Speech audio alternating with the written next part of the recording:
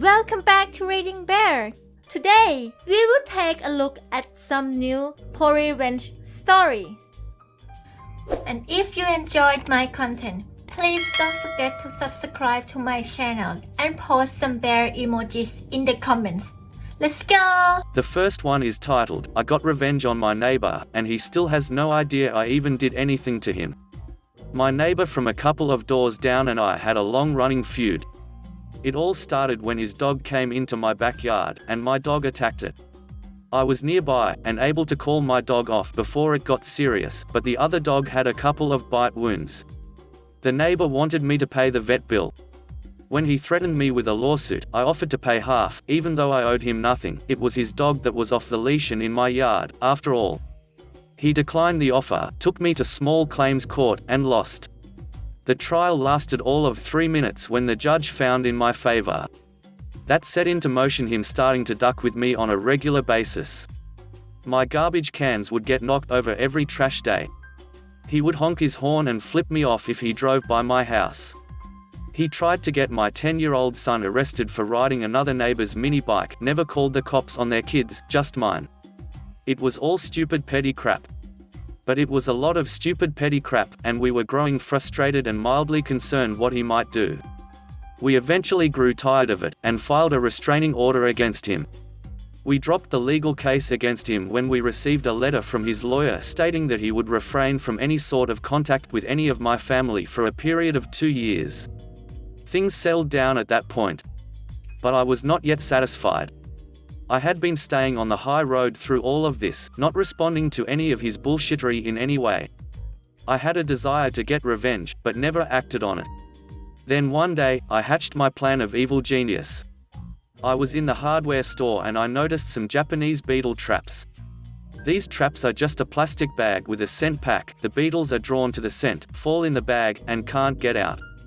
They also sold refill packages of the scent packs, only 4 per package. My neighbor has a very large rose garden in his front lawn. It is his pride and joy.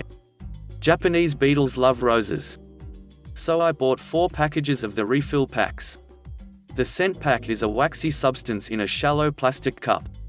I put the packs in the freezer overnight to allow me to pull the wax out easily. The next morning, I woke up at 3 a.m. I popped the wax squares out of their cups, and put them in a baggie. Then I crept over to my neighbor's house and spread the wax squares in the mulch under his rose garden, covering them from view with a bit of the hardwood mulch. That day was a hot one. By 11 a.m. it was north of 90 degrees F. I figured the wax had probably melted into the dark mulch. Also by 11 a.m., the Japanese beetles were starting to arrive at my neighbor's roses. I went on a bike ride later in the evening, and could see a small swarm of them attacking the roses. My neighbor had not yet noticed what was happening. By noon the next day, there was a freaking cloud of them. There had to be hundreds, if not thousands. My neighbor noticed. That afternoon, I could see him spraying them and spreading 7 powder and waving his arms in the air in frustration. By the 3rd day, there were thousands of the beetles, if not tens of thousands. They were everywhere in his front lawn and wreaking havoc on his roses. By the end 4th day, there was nothing left of his rose garden, other than a few tattered leaves and the thorny stalks. Those damn scent packs must have drawn every Japanese beetle in for miles around. I had never seen so many in a single place. And that was it. The deed was done, and I was satisfied and laughing, quietly to myself, but laughing and laughing. And I never told a soul what I did, not even my wife. This was a few years ago, and his rose garden is fully recovered now. And it will stay beautiful so long as he keeps being a quiet neighbor. The next one is titled, Threaten a Child's Little Dog? Time for Stealth Revenge. This took place before World War II, when my father, now deceased, was a little boy of 7 or 8. Grandma and Grandpa lived on a farm in the US. Dad had a little dog, a Pomeranian. Both the dog and Dad would sometimes wander across the unfenced property line and into the neighboring farm. Hijinks may have been involved. In any event, the neighbor was enraged. He threatened to shoot the dog and beat the child. My grandfather responded mildly, because he had already decided upon revenge, and there were rules about revenge. Rule 1 was that the target must never discover that the revenge came from you. Rule 2 was that the target should never realize that his misfortune was revenge at all. Rule 3 was, if possible, to turn the target's misery into an ongoing source of satisfaction and entertainment. The neighbor had a tractor. Grandpa walked up to it when the neighbor was away, removed the distributor cap, and scribbled all over the inside of it with a carpenter's pencil. The carbon pencil marks allowed the current from the spark coil to travel anywhere it liked, rather than just to the desired spark plug. This weakened the spark on the appropriate spark plug and caused misfires and backfires. The tractor never ran again. By happenstance, the neighbor had parked his tractor in full view of Grandpa's porch. Grandpa spent many happy hours watching the farmer and his friends and relations tinkering with the tractor, trying to get it to run again. They were still trying to revive it, off and on, when Grandpa and family moved away. For all I know, the farmer's ghost is working at it yet. The next one is titled, So I Used to Have This Boss. Many years ago, I was working for a furniture company in Texas. I had a great boss for about a year plus and business did quite well. Well enough to open a new location which was slightly closer to my home, so I switched over. My old manager's brother-in-law was to be the manager at the new location and apparently he had little to no retail or business experience. It was a nightmare from the moment he walked in. He struggled with the daily operations of the store, was abrasive with customers, and abusive towards the staff, especially the female workers. He had a habit of making sexual remarks and made people quite uncomfortable. He also had a tendency to treat some of the sales team like wait staff, or sometimes postmates, aka, "Can you run to Starbucks for me?" or "Can you pick up this food somewhere?" That type of stuff. I always volunteered for these errands because he never made anyone clock out when they went somewhere for him. Getting paid to listen to music in the car for a bit or grab a coffee and get a nice break was fine by me. But his favorite errand for me to run was to the gas station down the street to purchase $100 plus worth of scratch-offs, and this became a daily thing. Sometimes he would spend a whole lot more, sometimes a little less depending on who knows what. Anyway, after a couple of months I noticed another seemingly normal person dropping bills on scratch-off tickets. This customer is buying lots of tickets and quickly scanning them at a little machine, setting some tickets aside and immediately tossing the rest without even scratching them. I always thought those machines were for filling out your lotto card. But I quickly learned the machine tells you instantly if the ticket is a winner. At that moment I realized my boss was about to go on a major losing streak. For the next 10 months I scanned every single ticket that I bought for that man, setting the winners aside for myself and cashing them. I would then use the cash to buy replacement tickets for the ones that won. I'd take the replacements to the machine and scan them. And I would repeat until every single ticket was a loser. Sometimes I would let him have some break-evens or minor wins for good measure. He would scratch away in his office one by one and just couldn't believe his luck. He made me switch gas station 3 or 4 times during this period, which meant much longer drives and more time just chilling on the clock. He was let go shortly after the 12-month mark for general incompetence and complaints of abuse from staff. And my winning streak had abruptly ended. I made quite a bit off of some of those tickets, including a $1,500 win on a $50 ticket. I won $500 2 different times and some $50 S and $100 S, and others. I'm sure there were more, I just can't remember the amounts. It was actually really fun. I can see first of all how easily people could get addicted to these things. You definitely get a little rush every time thinking about winning $250K, etc. This was the real-life equivalent of playing on the house, while getting sweet revenge on a sexist, incompetent manager. Of course I made a nice bit of money with this scheme, and the icing on the cake was that I was being paid my hourly wage the entire time I was doing this. The next one is titled, The Girl I Replaced Her With Became My Wife Not Long Later. My best revenge was to meet my now wife of 35 years a week after I told my first serious girlfriend to have a good life. See, before I met my ex, I had a few girlfriends but nothing serious. I was what a lot of people called a dog. But I was a dog that told the truth. I never told one of the many girls I dated I loved them or that I was going to marry them.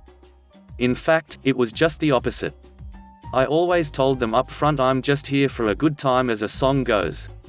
It worked for me, as many a girl said that I was a challenge that they were willing to take. I would just smile and nod my head.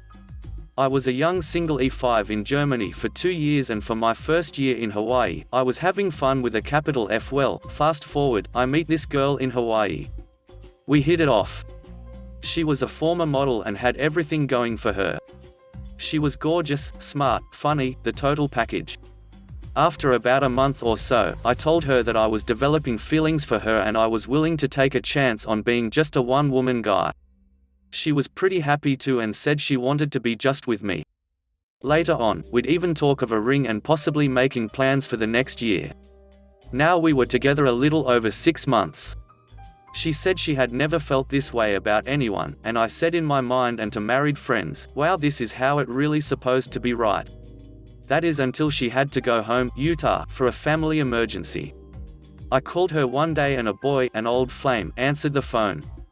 I heard the shower running, and I then heard her say to the boy, that was amazing, let's just skip going out for dinner and stay in for dessert. I had heard this same line before from her when we were dating or together, and I knew exactly what dessert meant. I told the guy, hey dude, have a good time, and tell her name that Alan said, have a great life. I, of course, was upset. I later heard that the shower incident happened after a lot of alcohol was involved, but really it does not matter. Not even a good week later, I met my now wife of 35 years. It was her first day in Hawaii as an operating room tech in the Army. We met because I had sworn off girls. All my soldiers laughed when I said this, and I was actually playing basketball in the middle of the quadrangle where the barracks were.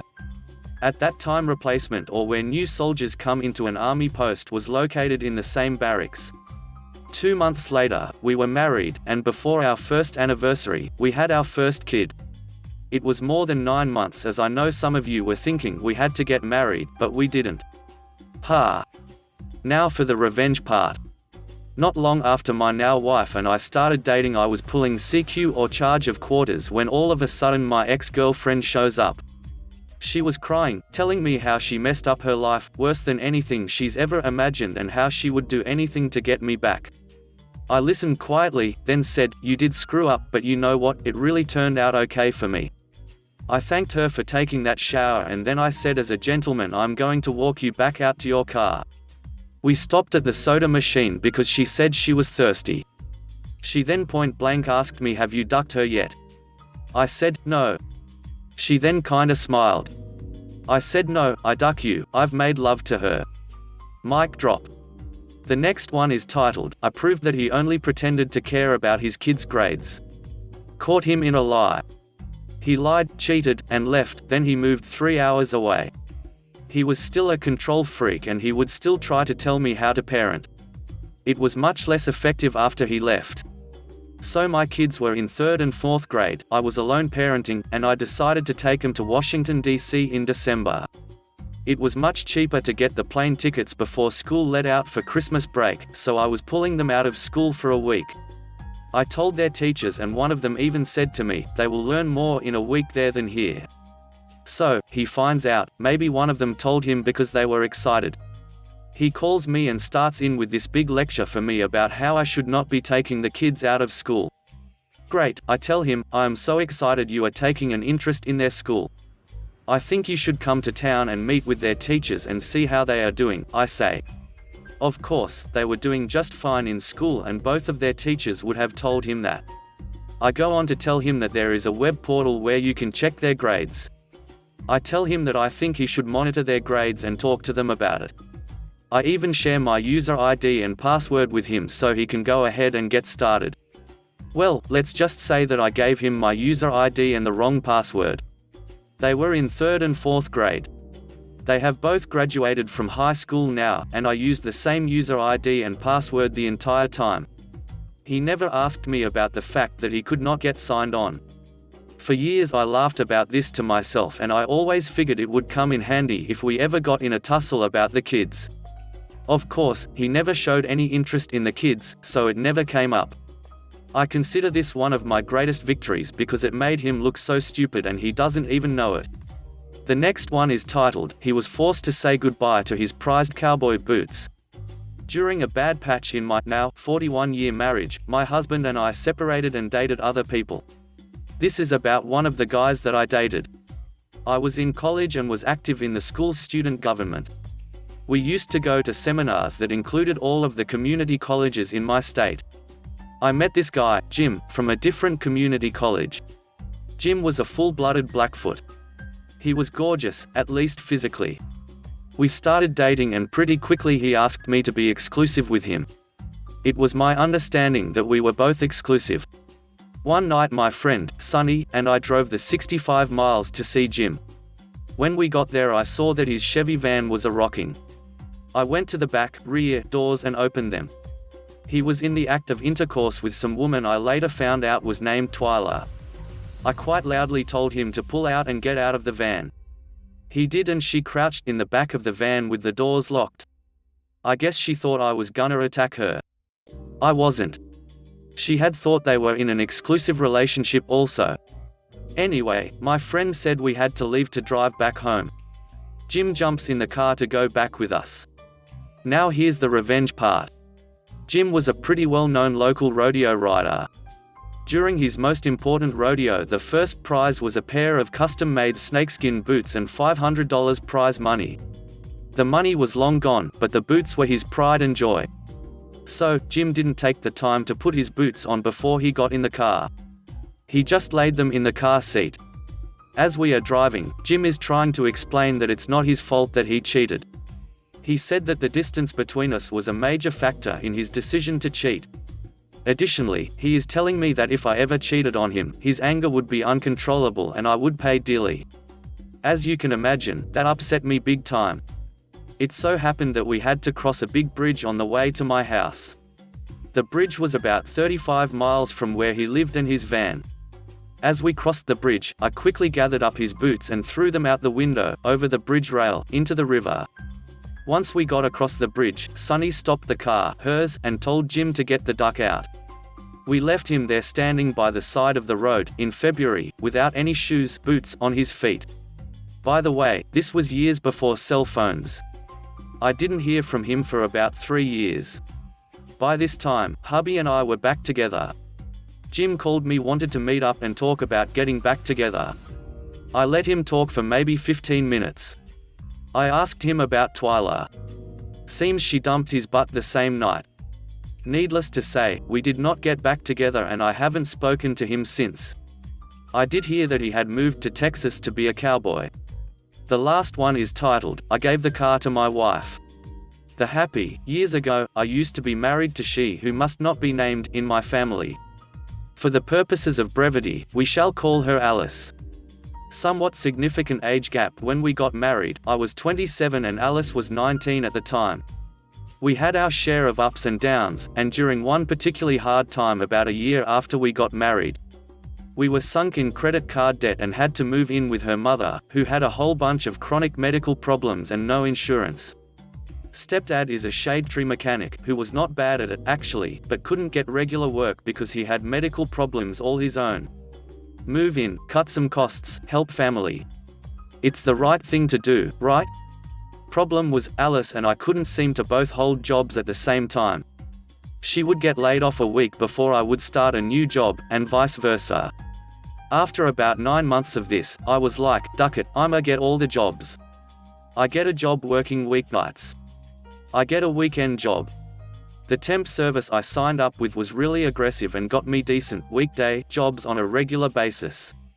Only problem was, these jobs were over an hour away from her mum's and I'd be so dead tired from working, I'd crash at my brother's place which was 10 minutes away the next city over. I'd only be able to go home to see Alice every few days, then have to get up a few hours later so I could beat the rush hour into work. 4 months pass, and we find ourselves slowly inching from the red into the black. One day, Alice lets me know that she got a job. It's about 20 minutes away, and only I have a working car. She has friends that can give her a ride when I'm not home, and I take her to work or pick her up every chance I get. This goes on for about a month. Finally she says, I think I need my own car. It's all good, she's an independent girl, and I can see how hard it is for her to be so dependent on other people. I do some quick math and figure it would take about 4 months for us to get enough money together to get a decent beater that won't die in a year. She nods her understanding. I see her disappointment, and my man pride cannot take it. I level up and go beast mode. I start taking side jobs, mostly construction, with a friend of a friend who pays on a per-day basis to fill out the times when I have blanks on weekdays, when the temp agency hasn't got anything for me, and I pull double shifts for the weekend job. I sleep an average of 4 or 5 hours a day. 3 weeks later, I have purchased a car for her, a cute little 4x4 that I saw on Craigslist. Mechanically sound, but was dirty as duck. I park it at a friend's place and over the course of a week give that grimy bastard the most comprehensive cleaning of its life. You could have eaten off the wheel wells, I crap you not. My good buddy Nathan springs for some cheap but nice visuals, wheel paint, seat covers, floor mats, etc., and we make it look even better. When we move it out of the garage, my friend's mum swears it can't be the same car and I have to prove it to her. I leave my car with Nathan, and drive home in her car. Timing is perfect. I'm about 10 minutes away from home when Alice calls me on my cell. She wants to go get some groceries. I let her know I'll be there in a bit and park by the curb one house down. I knock on the door and tell her to come out so we can go. She steps out and looks around. "Where's your car?" "Left it at Nathan's." "What did you drive?" "That." I point at the car. "Whose car is that?" "Yours." She takes a couple of seconds to process that single word. Then, her jaw drops and Alice runs back inside screaming, "Mum, insane RN got me a car." A couple of years go by. Alice has learned how to use a manual transmission because her baby has one. Between myself and her stepdad, Alice has learned to change the oil herself, and even took an active part in replacing the brake pads and all 4 shock absorbers on her baby. She bathes her baby herself. She has learned to take care of her baby. Mil's medical problems are mostly manageable with meds now, and stepdad is getting almost regular work thrown his way by friends and previous customers. We have moved out of her mum's place, and I'm only working 2 jobs now. Credit card debt is down by 80%. Alice also has a steady job, and is thinking of going back to school. And then I find out she is cheating on me. Fool me once, shame on you. Fool me twice, shame on me. There is no third time. There must be payback. My man pride demands it. A week after the nuke drops on our marriage, I've worked out the problem. She's already gotten her stuff and moved out by then. I call her up to meet. Lunchtime, her work. Just to talk, I say. There's a little pseudo-eco-industrial picnic area right by the building she works at, and there's a fair amount of foot traffic, i.e., witnesses. There's some chit-chat, and she makes a vague appeal to work things out by dragging my dead dad into it. Hell no. You don't have the right to do that. You had a 1% chance, but that just flat out dropped it to 0. I cut her off mid-sentence. I'm taking the car. Your car. What? The pink slip is in my name. I'm taking back my property right now. And if you don't hand over the keys right now, I'm going to report it stolen to the police. But you gave that car to me. I'd been talking in a normal, conversational tone up until this time. Her betrayal rams into my chest for the 1000th time. My voice hardens. I didn't give the car to you. I gave the car to my wife. Her brain still isn't firing on all cylinders. She asks, but how will I get to work? Get your boyfriend to drive you. I'm still looking at her. Her face goes slack as she realizes that I am not kidding. I take the keys, get into her baby, and drive off. I look at her as we pass. She still has the same look on her face. And I drive all the way home with the biggest crap-eating grin on mine. PPS car stuck around for another year before I sold it to my buddy, Nathan. I only wanted $100 for it, and he wanted to pay Blue Book. We compromised. I sold it for the same price I bought it, which was way cheaper than Blue Book. Thanks for listening.